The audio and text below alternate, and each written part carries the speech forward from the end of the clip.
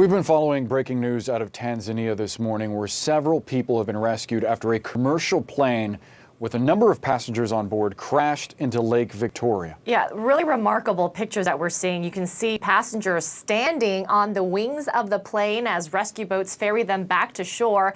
A spokesperson for Precision Air, which owns the aircraft, says the plane went down near an airport located on Lake Victoria's western shore. And in a tweet,